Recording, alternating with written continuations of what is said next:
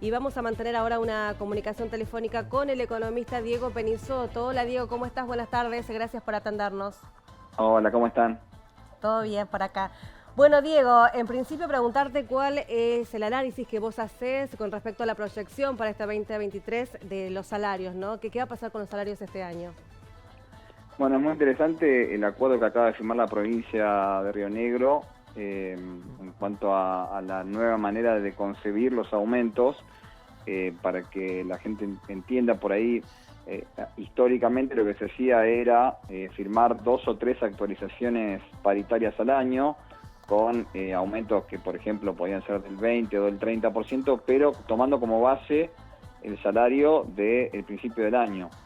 Esta vez, en cambio, la propuesta es una actualización mensual del 5%, que va a ser todos los meses igual, pero tomando como base el salario del mes anterior. Por lo tanto, el aumento se va acumulando y por eso al final del recorrido da un 80% de recomposición salarial anual. La verdad es que uno a priori supone que eso debiera alcanzar para cubrir el avance de los precios a lo largo de 2023. Uno espera que la inflación de este año no sea del 80%. El gobierno nacional trazó una meta del 60%, pero bueno, por supuesto, habiendo dejado atrás un año 2022 con un 94% de inflación, gran parte de esa inflación de 2022 se traslada por arrastre estadístico a 2023, con lo cual el piso de inflación de 2023 va a ser alto. Y en ese sentido, el acuerdo que acaba de firmar la provincia de Río Negro es un buen acuerdo. Y en la provincia de Neuquén hay una paritaria que es diferente, pero tiene más o menos el mismo concepto, donde, si no me equivoco, las actualizaciones son bimestrales, pero también teniendo en cuenta el avance de los precios, ¿no? Así que creo que se trata de encontrar la manera de adaptar la realidad a algo que todos deseamos que no existiera, que es la inflación, pero que lamentablemente nos atraviesa, ¿no? Bien. Bien, Diego, en relación a esto a lo que hace referencia, en el caso de superar la expectativa que tiene el gobierno en cuanto a la inflación y los acuerdos ya firmados previamente, ¿cómo se puede hacer el reajuste? ¿Está previsto? Digo, si se superan el 80% de inflación, ¿habrá un reajuste automático en el último tramo del año? Según lo que pude leer esta tarde en el acuerdo paritario que se Mm, firmó en Río Negro, hay una cláusula que establece que si la inflación supera en un 10% acumulado, el aumento acumulado que llevan los salarios en determinado momento del año, claro. en ese momento se habilita la posibilidad de hacer una revisión del acuerdo que se firmó esta semana. Ujú. Bien. Diego, quiero consultarte, recuerdo palabras, ¿no?, del ministro de Economía, Sergio Massa, en diciembre pasado, diciendo que los saberes en blanco en el 2022 le ganaron a la inflación, no así el sueldo de aquellos trabajadores que están dentro de la economía informal. ¿Vos coincidís con esto? Bueno, lo que pasa, habría que responderle a Massa que hay una enorme heterogeneidad, o sea, es una generalización que surge del índice de salarios del INDEC, que en realidad es un promedio de todos los salarios registrados en la economía, pero por supuesto hay convenios y paritarias que lograron una recomposición salarial mucho más elevada que el 94% de inflación y otras que quedaron por debajo. Ni hablar los trabajadores de la economía informal, que son hoy en Argentina 4 de cada 10, ¿no? 4 de cada 10 trabajadores en Argentina se desempeñan en la informalidad, para ellos no hay convenio laboral, no hay obra social, no hay vacaciones, no hay cobertura, no hay nada, ¿no? Así que ellos, sin lugar a dudas, perdieron contra la inflación.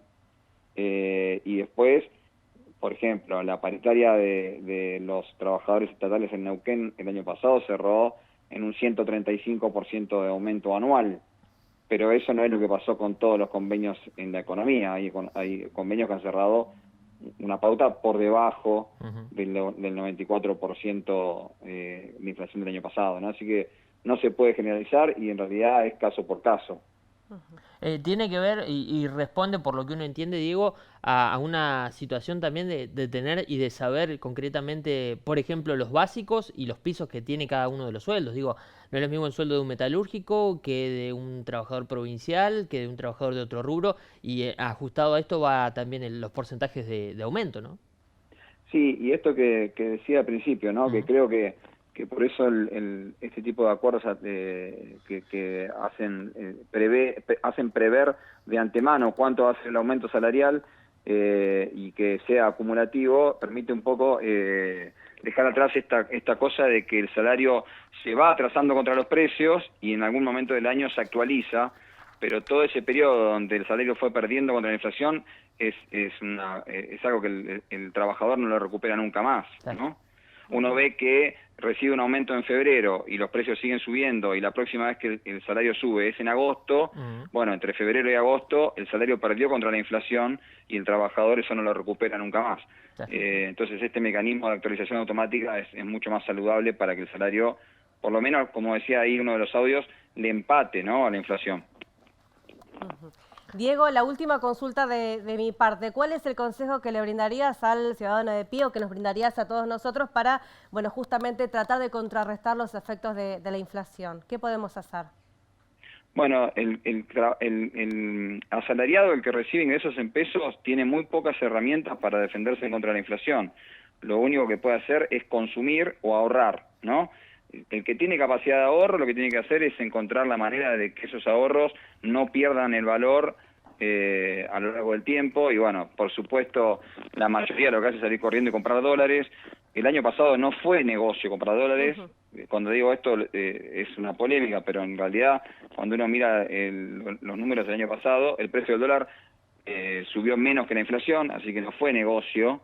Pero por supuesto, en cualquier momento el dólar pega un salto de esos que suele dar en Argentina y recupera todo lo que no recuperó el año pasado, ¿no? Entonces, también, digo, hay otras alternativas, también se puede comprar un bien hoy en Argentina es negocio, es mejor comprar un bien durable, digo, ¿no? Un auto, ladrillos, una casa, un terreno, es buena estrategia contra la inflación, y después hay un montón de herramientas financieras que no son el plazo fijo, y que hoy permiten también obtener por lo menos la posibilidad de empatarle a la inflación, ¿no? Y después, a la hora de consumir, bueno, obviamente es muy difícil, ¿no? Más para cuando alguien tiene familia y tiene ingresos fijos en pesos, es la carrera del ratón, ¿no? Ganarle a la inflación, porque uno ve que sus ingresos cada vez rinden menos, que el changuito cada vez más vacío, y es una cosa muy, pero muy difícil y muy compleja, con estos niveles de inflación tan altos, ¿no? Que el trabajador pueda ganar la carrera de los precios. Es así, Diego. Bueno, te agradecemos muchísimo por este contacto. Muy amable, Diego. No, como siempre, cuando deseen, acá estamos. Bueno, gracias. Gracias.